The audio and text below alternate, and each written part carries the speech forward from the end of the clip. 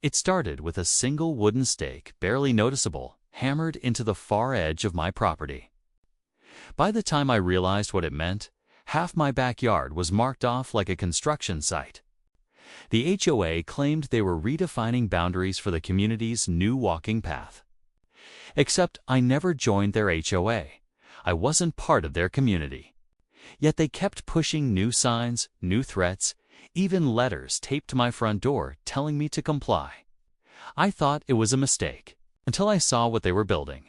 And that's when I decided enough was enough, before everything unraveled. Life on the edge of the neighborhood felt almost peaceful. My property sat at the far corner of a quiet subdivision, a wide stretch of land that faded into open fields, where the sound of crickets carried farther than the sound of cars. I'd bought the place for its privacy, a little patch of freedom away from the clutter and chatter of planned communities. Out here, the fence wasn't just wood and nails. It was a line between my world and theirs, between what I'd earned and what everyone else thought they could control. The HOA didn't technically govern my land. My parcel was older, grandfathered in before the association had ever existed. But over the years, their reach grew.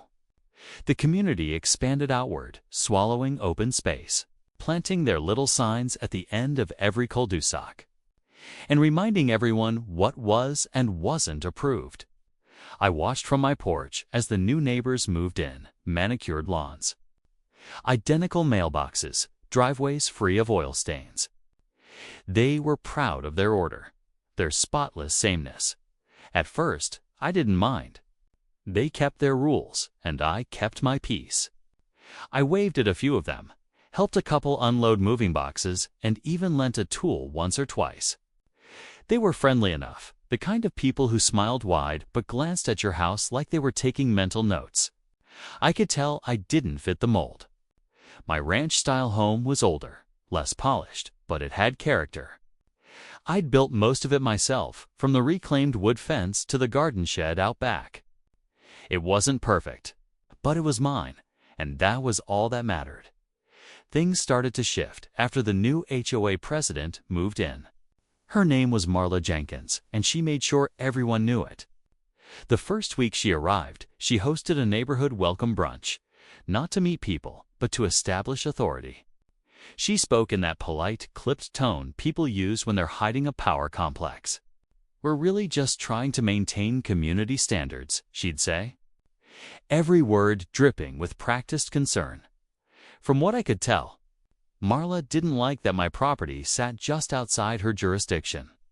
She saw it as a blemish, an untamed patch of land that ruined her uniform vision of the neighborhood. I caught her walking the edge of my property more than once, clipboard in hand, scribbling notes like a code inspector. When I asked what she was doing, she just smiled and said, "Just keeping the neighborhood safe." That phrase, "keeping the neighborhood safe," would come back later in ways I never imagined. It started small. Letters from the HOA that were sent by mistake, a request to voluntarily comply with trash pickup schedules. Then came a knock at my door from one of their board members, suggesting I repaint my fence to match community aesthetics. I laughed it off at first, thinking it was just overzealous neighbor energy. But each small intrusion came closer, more entitled, more confident. I wasn't part of their HOA. I'd checked the plat maps myself before buying the property. My boundaries were clear, legally defined, and outside their control. But the way Marla operated, legality was just a detail she could sort out later. She wanted control, and people like her didn't stop until they got it. By summer, the tension had become impossible to ignore. HOA trucks parked at the end of my driveway under the pretense of road maintenance. Surveyors appeared one morning, claiming to be updating lot lines for future community plans. They didn't even knock. They just walked onto my land with their measuring gear like they owned it. That was the first time I felt the shift, that uneasy mix of disbelief and anger. When someone crosses a line, they have no right to. Most people think HOA disputes are about paint colors or lawn heights. but they miss what it's really about: control. The power to tell someone what they can and can't do with their own property. For Marla, my land wasn't just dirt and fence posts. It was a challenge. Proof there was a limit to her authority, so she started pushing that limit inch by inch at night. I'd sit on my porch and watch the HOA lights glow across the field, sterile, perfect, and suffocating. I could feel something building, a kind of quiet hostility. The kind that doesn't shout. It simmers, and deep down, I knew this wasn't over. Because when people like Marla decide your freedom is an inconvenience, they don't stop until you make them. The first week after the surveyors appeared on my land, I felt like I was living in a nightmare version of suburban life. Every morning brought a new letter, a new notice, each stamped with the HOA logo like a threat disguised as civility. One letter demanded I trim encroaching vegetation along the boundary they insisted was theirs. Another claimed my shed was not in compliance with community standards, and that failure to repaint it to their specifications could result in daily fines. The language was careful, polite, and ruthless all at once. It was the kind of passive-aggressive precision designed to make a homeowner doubt themselves, to question whether the problem was actually theirs. At first, I tried to reason with them. I emailed Marla explaining that my property lay outside the HOA jurisdiction. I attached the legal plat maps, survey records, and even a notarized letter from my title company confirming my boundaries. I expected some acknowledgement, maybe an apology. Instead, I got another letter, this one longer, denser, and filled with bureaucratic jargon that somehow twisted legality into a suggestion that all neighbors cooperate to maintain community, harmony, cooperation. In Marla speak, apparently meant obedience. Then came the fines. They didn't arrive all at once. That would have been too predictable. Instead, I found myself opening envelopes every few days with amounts that climbed like a sinister staircase. $500 for non-conforming landscaping. $700 for unauthorized structures. Each letter reminded me that the HOA board could levy these penalties without a court ruling, and that ignoring them would only make matters worse. My blood pressure rose every time I checked the mailbox. Even worse, the harassment began to creep into my day-to-day life. Surveyors returned. There were no vehicles, none. I owned one car parked in my driveway, and there was no pathway near the alleged infraction. It was the first time I realized this wasn't about rules, it was about proving a point. The following week, I noticed stakes pushed further into my yard. Small orange flags marking lines they insisted were shared community easements. I walked the property line with my own measuring tape, marking every inch. According to the HOA's claims, my backyard had shrunk by nearly 10 feet on one side. It wasn't a mistake. It was a declaration. Your land isn't yours. The mental strain began to mount. Friends would drop by, hoping to lift my spirits, only to leave quietly, sensing the tension in the air. Each knock on the door felt like a potential warning. I started locking my gates at night, not because I feared theft, but because I wasn't sure what else might happen. And in the meantime, Marla seemed unstoppable. She organized community inspections, her team walking the streets with clipboards and cameras, checking fences, lawns, mailboxes, even small garden ornaments. Anything that didn't meet their invisible standard became a target. One morning, I received a particularly absurd complaint. My mailbox was inconsistent with community aesthetics because it had a small, hand-painted sign indicating the house number. Apparently, my whimsical numbers disrupted the uniformity of the street. The letter suggested I replace it immediately or face daily fines.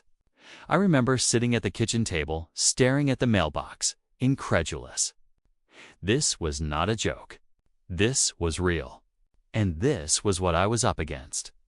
But the most frustrating part wasn't even the rules themselves. It was the way they used ambiguity as a weapon. They never explicitly told me what I could or couldn't do. Every violation was open to interpretation. One week, a small pile of firewood at the edge of my property was deemed unsightly and non-compliant. Another week, a garden gnome was labeled unauthorized decorative structure. I began documenting everything: photos, dates, notes. Every time I thought they had run out of targets, they found another. The sense of helplessness was suffocating. Tension reached its peak when Marla organized a community meeting at the clubhouse and sent an invitation addressed specifically to me. The tone of the letter was cordial, almost cheerful, but beneath it was an unmistakable threat: show up or be judged in absentia. I attended, partly out of curiosity and partly to see how far they would push. The room was filled with homeowners eager to support Marla, their eyes flicking toward me with curiosity, suspicion, or perhaps delight. She stood at the front with her clipboard, presenting slides that illustrated supposed violations across the community, highlighting my property more than any other. It felt like a trial where I was both defendant and witness. Every slide drew murmurs. Every pointed glance reminded me that this was more than an administrative dispute. It was social pressure amplified by bureaucracy. I could almost hear the unspoken message: your land is ours if we say it is. Compliance is optional only if you want peace. I left the meeting more determined than before, but also aware of how much they had infiltrated my life. Small acts of sabotage followed. Flyers posted on nearby poles highlighted supposed violations on my property. A neighbor mentioned casually that they had seen HOA members measuring along my fence at dawn. Even the mail carrier seemed hesitant, slowing as if worried about what would happen if a single letter went missing. Sleep became restless. I began walking my property at night, flashlight in hand, checking the boundaries, measuring distances, counting the orange flags and markers they had left behind. Each night ended with the uneasy feeling that I was under constant surveillance. The intrusion had shifted from formal letters to psychological warfare. Every action they took seemed calculated to make me doubt my rights, my ownership, and even my sanity. It was around this time that I realized this was no longer about aesthetics or community standards. It was about power. Marla wanted control, and she would bend rules, stretch lines, and manipulate neighbors to get it. Every petty fine, every inspection, every friendly warning was a step in a carefully orchestrated escalation. They wanted to force me to surrender. One afternoon, I returned home to find surveyors actually digging small markers along the property line stakes, being driven into the earth as if laying claim to territory. I called the HOA office, my voice shaking with frustration and anger. The response was a carefully rehearsed monotone: "This is standard procedure. No legal boundaries are being altered. Cooperation benefits the entire community. Standard procedure. Cooperation." The words felt poisonous. My property was being eroded, piece by piece, line by line, and bureaucracy was their weapon. I started considering my options more seriously. Ignoring them wasn't possible, fines accumulated quickly, and the psychological toll was unbearable. Fighting them directly was risky, but every day I waited, they seemed to gain more confidence. They were emboldened by my patience, mistaking it for compliance. And the more emboldened they became, the more invasive their tactics. It was during one particularly tense morning that I found a new kind of intrusion: a large sign planted near the edge of my driveway, facing the street. It read, "Private property under HOA oversight. Compliance required." My heart sank. This was more than harassment. This was a public declaration of ownership they did not legally possess. Neighbors passing by would see it, question me, assume guilt. Marla had weaponized perception itself, a classic move in power disputes. That's when I knew waiting or reasoning would accomplish nothing. Something had to change, and yet I still didn't know how far I was willing to push, or what lengths the HOA would go to maintain control. I only knew one thing. This fight was about to escalate into something far bigger than letters, fines, or meetings. Because when someone decides your property is theirs, there's only one way to respond: fight back. It all came to a head one sweltering afternoon in late summer, when the tension that had been building for months finally boiled over. I had spent countless nights documenting every intrusion, photographing every surveyor's stake, and carefully saving each letter, email, and notice. I had consulted a local property attorney who assured me that legally, I was untouchable, my boundaries were clear, my property fully outside the HOA's authority. Yet legality alone wouldn't stop Marla or her board from pushing, testing limits, and making life unbearable. I knew this would have to be about more than law. It would have to be a display of undeniable resistance, something they couldn't ignore or twist into compliance. The morning started like any other. I stepped out onto the porch, surveying the stakes, flags, and signs that had been creeping farther into my property with each passing week. Then I saw it, the new sign. This one was larger, almost 2 feet tall, planted near the edge of my driveway, facing the street like a challenge. It read, "Private property under HOA oversight. Compliance required immediately." My jaw tightened. This was audacious, bordering on public shaming. Neighbors would see it, question my legitimacy, assume guilt. I didn't wait. I grabbed my camera and started recording a walkthrough of my property, narrating every encroachment, every arbitrary fine, every petty letter. I wanted a record that couldn't be contested, a visual evidence trail that documented the harassment in stark detail. For 30 minutes, I circled my land, pointing out stakes, flags, and survey markers, my voice rising with restrained anger. Every inch of the property felt like a battlefield. Later that day, the HOA held another community inspection, an event they had framed as routine but felt increasingly like a raid. Marla was there, clipboard in hand, dressed in crisp white and perfectly coiffed, as if ready for a corporate photo shoot rather than an inspection of residential land. Around her, a small army of board members and volunteer enforcers walked the perimeter of my yard, measuring distances, comparing them with her meticulously drawn maps, whispering and glancing in my direction. I stayed on my porch, trying to maintain composure, but every step they took across my grass, every note scribbled, sent a spike of frustration through me. It was at that moment that a spark of something bolder took hold. I had grown tired of small letters, fines, and covert inspections. The battle had escalated to public territory, and it was time to meet it head-on. I retrieved my evidence folder and stepped off the porch, walking directly toward her. My voice was steady, deliberate. "These stakes, these flags, these signs, they are on my property. Your authority ends here.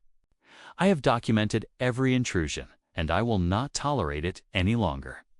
A murmur ran through the gathered crowd. Neighbors who had whispered and peeked from behind windows now watched openly. Marla's smile faltered for the first time. Her clipboard shook slightly as she straightened her papers. She tried to speak, but I continued, holding up my camera, IBDAs showing them the months of photographic and video evidence I had collected. Every stake, every unauthorized sign, every letter was accounted for. You've been filing fines, sending letters, and making public declarations about my land, all without jurisdiction, I said. And now, this last sign, it's clear you've crossed a line. I'm giving you one final warning. Remove your stakes, remove your signs, and cease this harassment immediately. For a tense moment, no one moved. Then one of the volunteer enforcers stepped forward, voice trembling slightly. "We're just following HOA rules."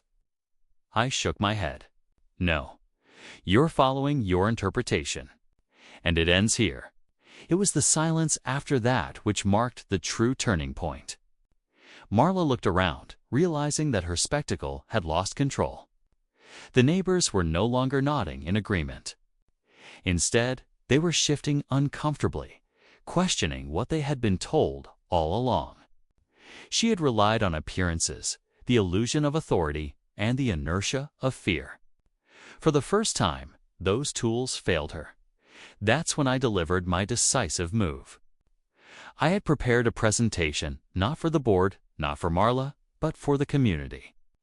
I set up a projector and displayed the series of photographs, letters, and emails I had collected over months.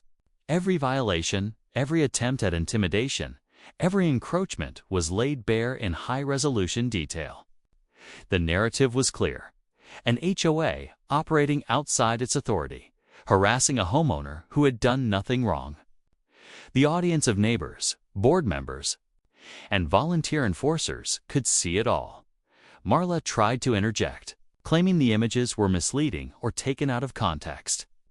I remained calm, flipping through each image with dates and annotations, showing the progression, the slow, deliberate creep of stakes and flags, the repeated letters demanding compliance, the ever-growing fines. There was no misrepresentation. The evidence spoke for itself. By the time I reached the final slide, a photograph of the latest oversized sign planted at my driveway, the room had grown quiet. The air felt charged. Marla's composed exterior had cracked. The veneer of control was gone. Some neighbors looked at her, confused. Others looked at me, a mix of surprise and vindication in their eyes. I ended my presentation simply. This is not about aesthetics or community standards. This is about control. This is about crossing boundaries that do not belong to you, and I will not allow it. The silence that followed was deafening. Marla's voice, once smooth and commanding, came out in a clipped stammer. "We. This isn't the community consensus." I cut her off. "Consensus does not grant you ownership of my property. This ends now." In that moment, the board and volunteers exchanged uneasy glances. Some looked at the ground. Others whispered among themselves. The illusion of absolute authority had shattered in front of everyone. Even the neighbors who had once hesitated to question the HOA now openly nodded, muttering about fairness and legal overreach. But the climax wasn't just about public humiliation. It was about the legal leverage I had carefully cultivated.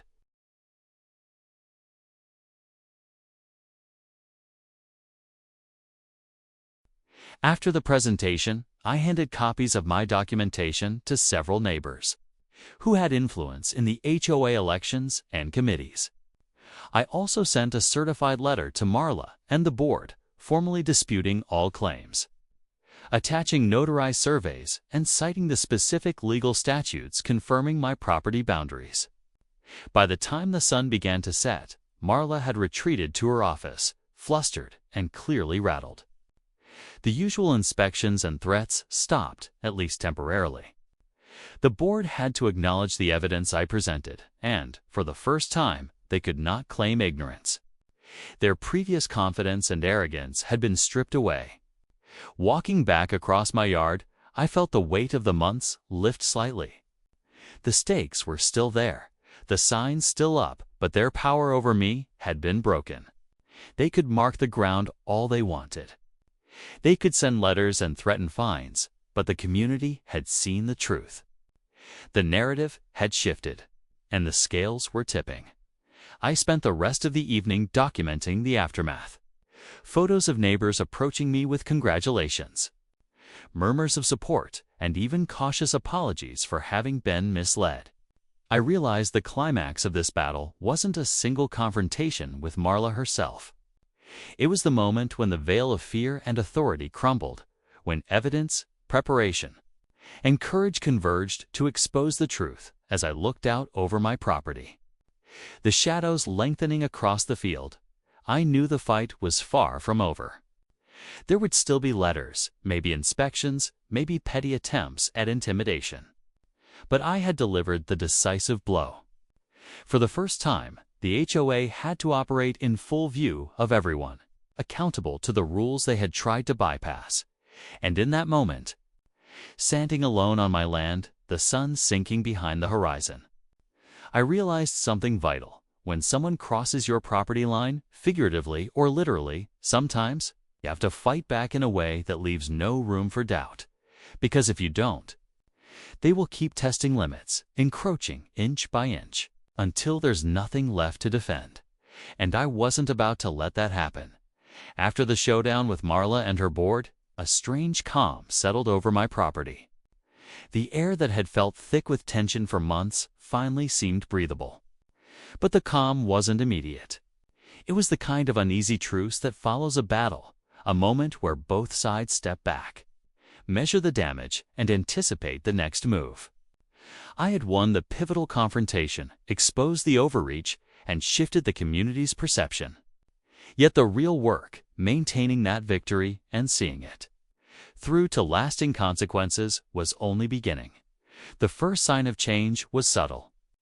Within days of my presentation and the distribution of my documented evidence, the HOA's communications slowed.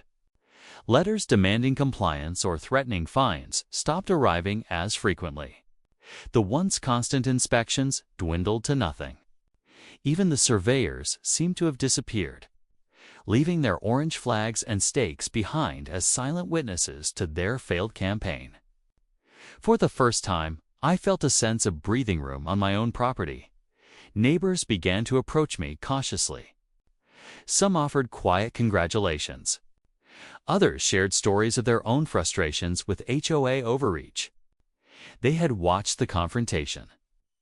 And while many had initially supported Marla's authority out of habit or fear, the evidence was undeniable. I realized that the battle had not only been about my property, it had been about demonstrating what unchecked power could look like when applied arbitrarily, and what it cost a community in terms of trust and cohesion. Marla, predictably, tried to regroup. Emails arrived requesting meetings, offering opportunities to mediate, or suggesting minor compromises. I read them, but didn't respond immediately. I had learned that any engagement without a plan was dangerous. She would use my eagerness to negotiate as proof of submission. Instead, I relied on documentation, legal counsel, and careful communication. Each response was measured, firm, and reminded them of their limits. The legal records and community witness statements I had compiled were a shield that no amount of petty coercion could pierce. The HOA eventually called an official board meeting to address the issue formally. This was the moment they had hoped to intimidate me with procedural power. But this time, the room was different. Neighbors filled the seats, some openly critical of the board's handling of my case. The same slides and photographs I had prepared during the confrontation were presented again, this time in a structured, documented format. The board tried to argue, to claim ambiguity or misinterpretation of their rules. But the narrative had shifted irrevocably. The evidence was public, the community was aware, and the law was unequivocal. The tension in the room was palpable. Marla's confident tone, which had once dominated every encounter, had completely evaporated.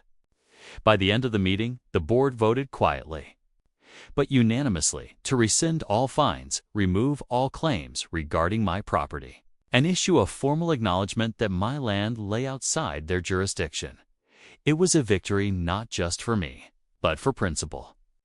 The formal acknowledgement carried weight, a permanent record in the HOA's official minutes. No longer could they hide behind procedural ambiguity or intimidation tactics. Every future attempt to encroach would be legally and socially unacceptable. And the community had witnessed the consequences of overreach, but the impact went further. In the weeks that followed, the neighborhood dynamic subtly shifted. Homeowners who had once relied on the HOA for authority began to question other rules and interpretations. They started attending meetings more critically, asking pointed questions. and requesting documentation of enforcement actions. The fear-driven culture Marla had cultivated began to erode. People realized that unquestioned compliance wasn't inevitable, that standing up for one's rights didn't result in social exile or retribution. For my own life, the victory meant freedom on my property. I removed the remaining stakes and flags that the HOA had planted over the months. I repaired fences, repainted the shed in the style I chose, and restored the garden exactly as I wanted. Every act felt like reclaiming a small but tangible piece of autonomy that had been under siege for months. The relief was profound, but it was tempered by the knowledge of what it had taken to achieve. This wasn't just about land. It had been about asserting boundaries, patience, strategy. There were subtle shifts in the HOA as well. The leadership became more cautious, less willing to push boundaries without clear legal justification. Meetings that had once been dominated by unilateral announcements became forums for discussion. Policies were clarified and codified in writing.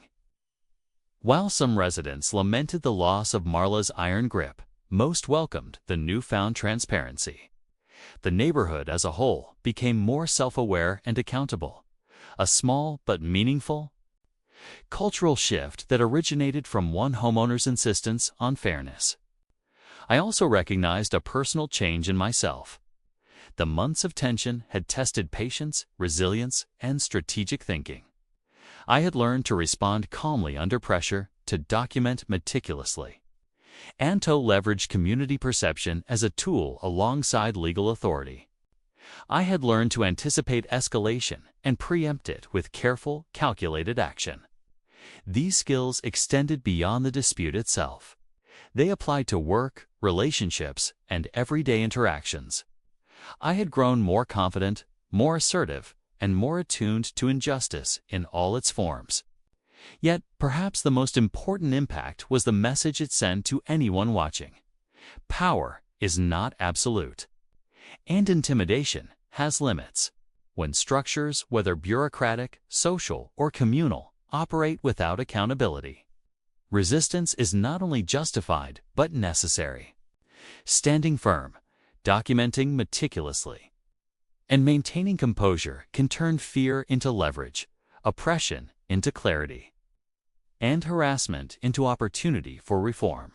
Even today, I walk the property and remember the months of tension, the stakes, the signs, the fines, and the constant pressure. Those memories serve as a reminder of what it feels like when someone attempts to overstep boundaries without consequence, and how critical it is to defend personal space, physical, legal, and emotional. Every inch of fence, every rebuilt structure, every cleared garden bed stands as proof that vigilance pays off, that authority can be challenged, and that persistence matters. Neighbors continue to stop by, often remarking on the transformation of the community culture, the subtle increase in accountability, and the clarity of rules. Some speak quietly of their own fears and frustrations, grateful that someone had shown that compliance without question isn't required. Others simply nod, recognizing the quiet satisfaction of watching bureaucracy humbled and fairness restored. Looking back, a climax of confrontation and the aftermath shaped not only my property but the neighborhood's collective consciousness. It proved that one person, armed with evidence, courage, and patience, could force a powerful organization to recognize boundaries and limits. The ripple effects extended beyond fines and stakes. They influenced policy, perception, and interpersonal dynamics. The HOA learned that intimidation has limits. Neighbors learned that questioning authority is valid. And I learned that standing firm, with clarity and resolve, can preserve autonomy against relentless pressure. The ultimate takeaway is simple, yet profound. Boundaries matter. Whether literal, legal, or personal, they define what we will and will not accept.